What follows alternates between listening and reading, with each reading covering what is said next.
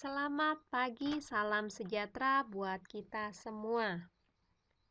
Masih bersama saya Lina Susanti SPD dengan materi kita koordinat kartesius, submateri posisi garis.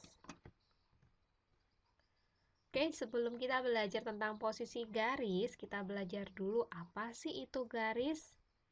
Garis adalah himpunan titik-titik yang terhubung secara kontinu, berjejer lurus atau melengkung, yang hanya mempunyai satu titik awal dan satu titik akhir. Contoh, saya punya 4 titik yang berjejer lurus. Saya ambil sebuah garis, maka garis ini adalah himpunan dari titik-titik tersebut. Bisa juga titiknya tidak berjejer lurus, maka garisnya akan seperti ini, melengkung. Yang perlu diingat bahwa setiap garis itu mempunyai satu titik awal dan satu titik akhir. Ini contohnya saya punya titik awal dan titik akhir. Penamaan garis umumnya menggunakan dua huruf yang menunjukkan titik awal dan titik akhir. Contoh, saya punya sebuah titik A dan titik lainnya B. Saya ambil garis dari A ke B. Maka garis ini dinamakan garis AB. Nah, misalkan saya punya titik lainnya, yaitu titik C. Saya garis sebuah garis dari A ke C melalui B. Maka garis ini dinamakan garis AC. Karena titik awalnya A dan akhirnya C. Saya ambil lagi titik keempat, yaitu titik D. Saya garis dari A ke D melalui B dan C. Maka garis ini dinamakan garis AD dengan awalan titik A dan akhiran titik D. Penamaan garis dapat juga menggunakan satu huruf. Namun perlu diingat, hurufnya harus menggunakan huruf kecil. Seperti ini. Misalkan garis P. Jadi hurufnya menggunakan huruf kecil. Boleh juga garis Q dan sebagainya. Oke, kita lanjut lagi ya. Nah, sekarang kita belajar posisi garis atau biasa kita kenal dengan nama kedudukan garis. Misalkan saya punya sebuah garis P seperti ini dan garis Q seperti ini, maka kedua garis ini dinamakan sejajar. Garis P dan Q searah namun tidak memiliki titik potong. Inilah yang dikatakan dengan garis sejajar. Garis P sejajar garis Q. Bisa ditulis P garis miring 2 kali Q. Yang dibaca garis P sejajar garis Q. Berikutnya, saya punya garis P warna pink seperti ini dan garis Q berwarna biru seperti ini. Kedua garis saling berhimpit. Garis P dan Q searah dan memiliki titik potong lebih dari satu. Jadi titik potongnya ada di awal, di akhir, dan di sepanjang garis P dan Q. Jadi titik potongnya lebih dari satu. Maka garis P dan Q berhimpit. Berikutnya saya punya garis P berwarna biru dan garis Q berwarna pink. Garis ini tidak searah dan memiliki jarak, sehingga tidak memiliki titik potong. Maka garis P dapat dikatakan bersilangan dengan garis Q karena tidak ada titik potong. Dia saling menyilang dan memiliki jarak. Oke, berikutnya. Kedudukan garis berpotongan. Saya punya titik J, garis J maksud saya, kemudian garis K. Nah, garis J dan garis K ini saling berpotongan, tidak memiliki jarak. Jadi dia bersilangan tapi tidak memiliki jarak. Dan dia berpotongan di titik O. Jadi garis J ini tidak sejajar dan memotong garis K di titik O. Maka bisa dikatakan garis J dan garis K saling berpotongan. Berikutnya saya punya garis J seperti ini dan garis K seperti ini. Yang saling berpotongan di titik O. Terus apa bedanya dengan gambar di samping atau gambar sebelumnya? Ya, garis K dan J yang ini saling tegak lurus. Maka dinamakan dengan nama berpotongan tegak lurus. Jadi garis C dan garis K saling berpotongan tegak lurus, bisa ditulis C dengan simbol seperti ini, ada garis tegak, ada garis lurus, K. Artinya berpotongan tegak lurus. Nah, tadi kita sudah belajar jenis-jenis kedudukan garis. Nah, sekarang yuk kita amati pada soal berikut. Diketahui titik A negatif 4, negatif 8, titik B negatif 4,6, titik C 6,6. Jika dibuat garis melalui titik A ke titik B dan titik A ke titik C dan titik B ke titik C, maka bagaimana kedudukan garis AB, AC, dan BC terhadap sumbu X dan sumbu Y? Oke, kita nyatakan dalam grafik kartesius, kita tentukan dulu nih di mana posisi titik A. Negatif 4,8. Negatif 4 kita cari di sumbu X ada di sebelah kiri. Negatif 8 sumbu Y ada di bawah. Jadi kalau kita munculkan seperti ini.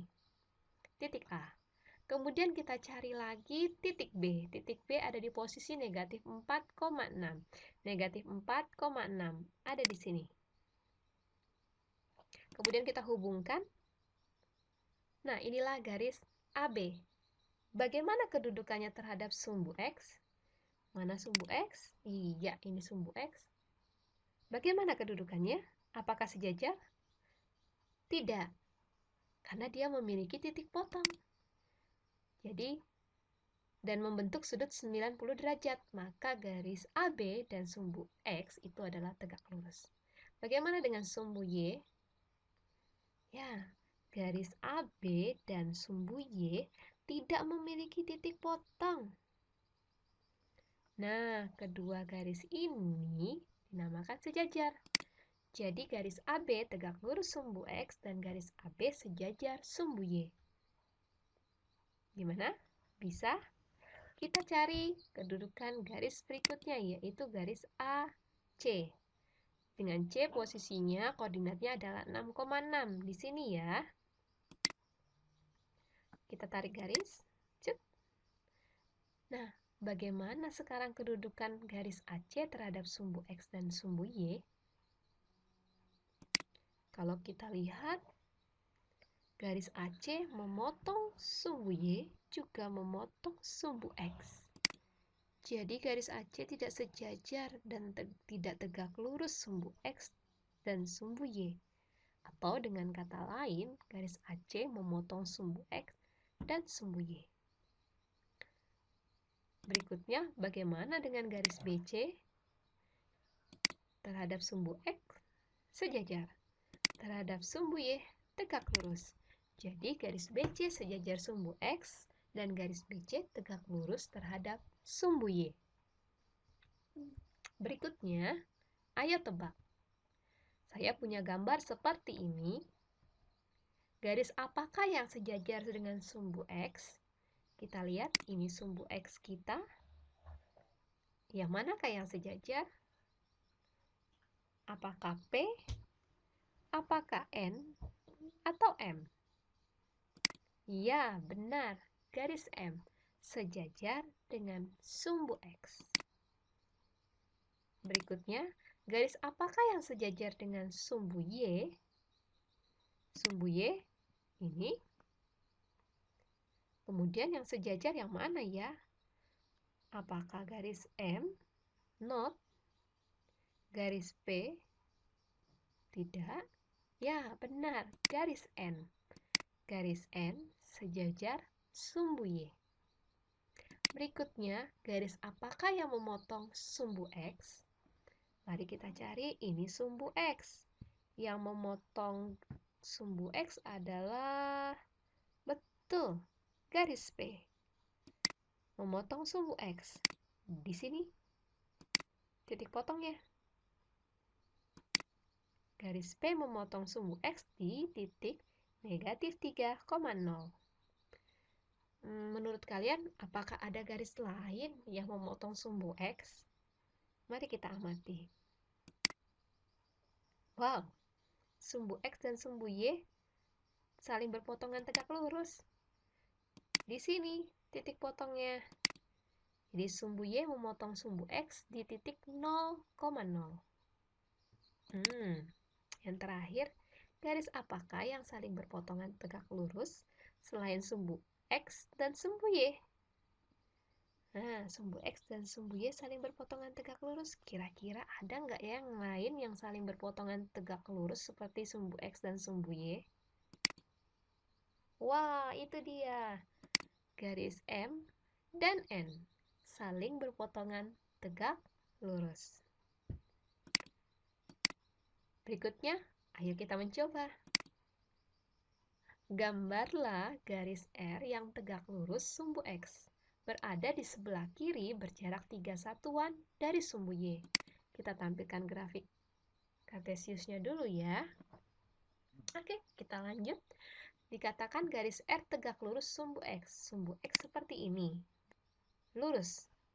Berarti kalau yang tegak lurus dengan sumbu X harus tegak dong. Iya. Berada di sebelah kiri, berarti ada di sini. Berjarak 3 satuan dari sumbu Y. 1, 2, 3. Berarti di sini. Kita tarik. Set. Oke, inilah yang dikatakan garis R. Berikutnya, garis S. Garis S tegak lurus sumbu Y, berada di bawah dan berjarak 5 satuan dari sumbu X. Sumbu Y yang ini tegak. Berarti kita cari lurusnya dong. Cet. Nah, berada di bawah. Berarti kita tarik ke bawah, berjarak 5 satuan dari sumbu X. Seperti ini. 1, 2, 3, 4, 5. Jadi ini garis S-nya ya. Oke, berikutnya. Gambarlah garis T yang melalui titik M negatif 2,6 dan N 4, negatif 3. Kemudian tentukan titik potong garis T pada sumbu X dan sumbu Y. Oke, untuk garis T kita cari dulu ya koordinat titik M-nya, negatif 2,6. Di sini. Kemudian 4, negatif 3 di sini. Kita hubungkan garisnya, seret. Inilah garis T.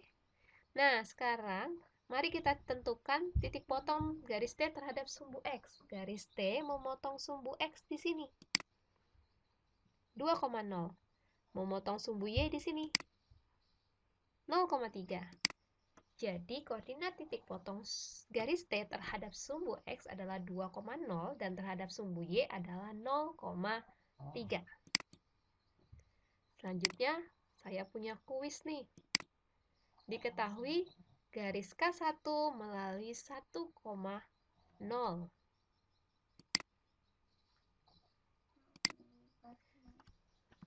Garis K2 melalui 3,0.